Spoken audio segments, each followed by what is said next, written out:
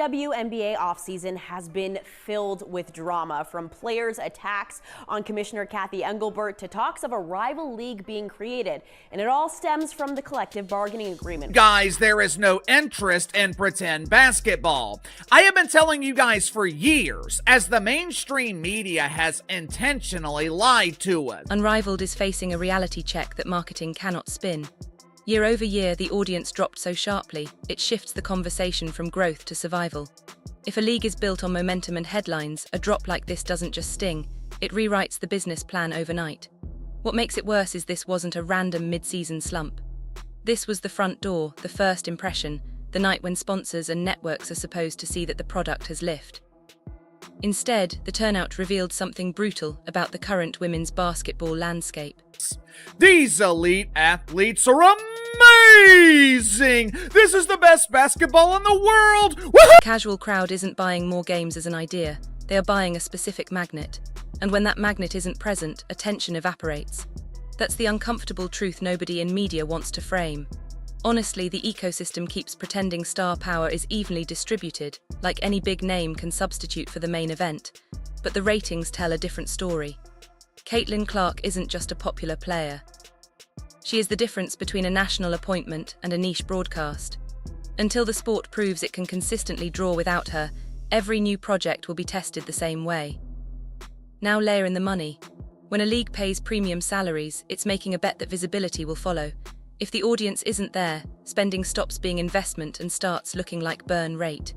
A network can promote all it wants, but promotion cannot manufacture habit. Habit comes from demand, and demand comes from people choosing the game when they have other options. Which brings us to the real point. Unrivaled was framed as leverage, a second lane giving players alternatives and strengthening their hand in WNBA negotiations. In theory, that creates pressure. In practice, leverage only exists if the outside option is strong. Season 2 of Unrivaled, opening night. They averaged 107,000 viewers on TNT. That is a 65% decline compared to last year. If the outside option can't hold viewers, it can't hold money. And if it can't hold money, it can't hold power.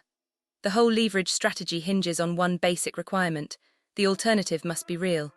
You can't walk into a negotiation room claiming options if the option you point to can't hold an audience, sponsors, or promise stable checks. Unrivaled was positioned as the safety net. The message was simple: if the WNBA doesn't move, we have somewhere else to go. Players could posture with confidence because the backup plan would absorb the fallout. But a backup plan shrinking in public is not a safety net. It's a warning sign. That's why the shift in tone matters.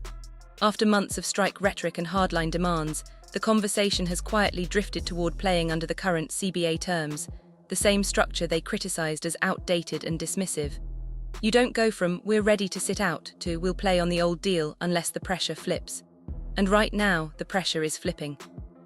Hear how it happens in plain language. Every disappointing rating becomes a receipt.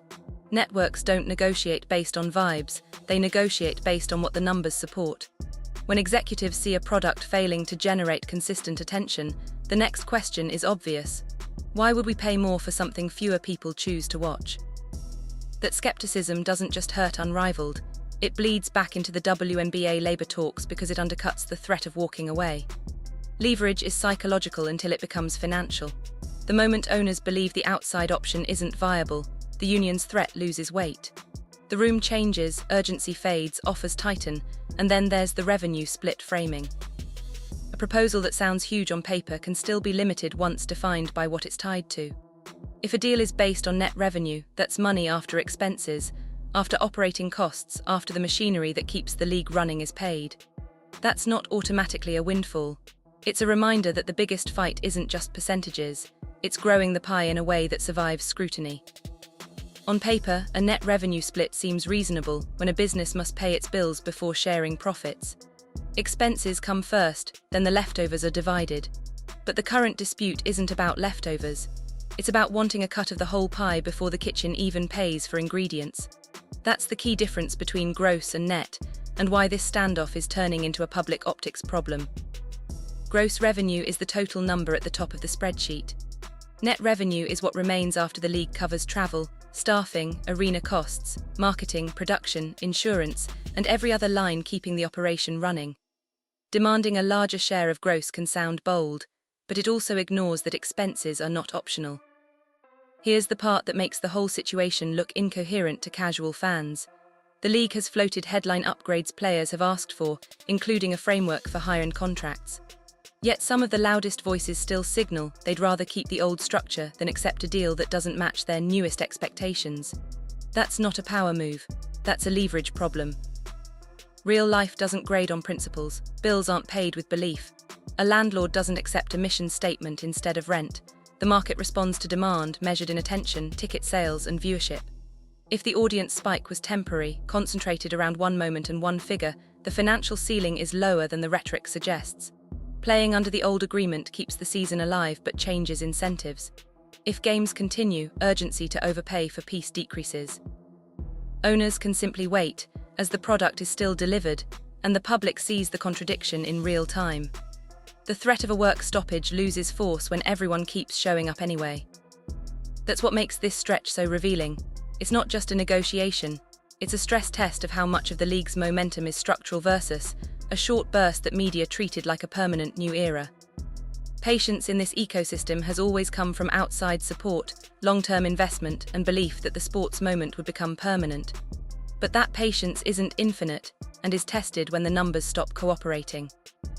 With Unrivaled showing how thin the standalone audience can be, the idea of a thriving alternative market starts looking more like a talking point than a plan. Players can call it sustainable and sell it as the future, but sustainability has a scoreboard. If your biggest showcase night opens to a fraction of last year's crowd, the message is clear. The ceiling is lower than the hype, and the floor is shakier than people want to admit. Networks can't keep underwriting ambition if the product isn't building habitual viewership. That's where the contrast matters. The WNBA's advantage over startup leagues isn't printing money, it's continuity, infrastructure, and backing that has helped it survive years that would have killed most competitors. But surviving and thriving are not the same. Longevity keeps the lights on, demand turns it into a business. Every new league launch sounds familiar. The game is good under-promoted, put it on the right platform, pair with marketing, and the audience will appear. But audiences have seen version after version, and results snap back to the same reality. Interest concentrates around a small number of must-see events and then fades. That's why every next big star conversation keeps being exposed by ratings. You can manufacture hype, endorsements, and headlines. You can't manufacture a mass audience that chooses to show up week after week. Paige Butcher is a perfect example of the gap between perception and pull. She's treated like a centerpiece, paid like a centerpiece, but turnout still tells the same story. Visibility is not demand, and the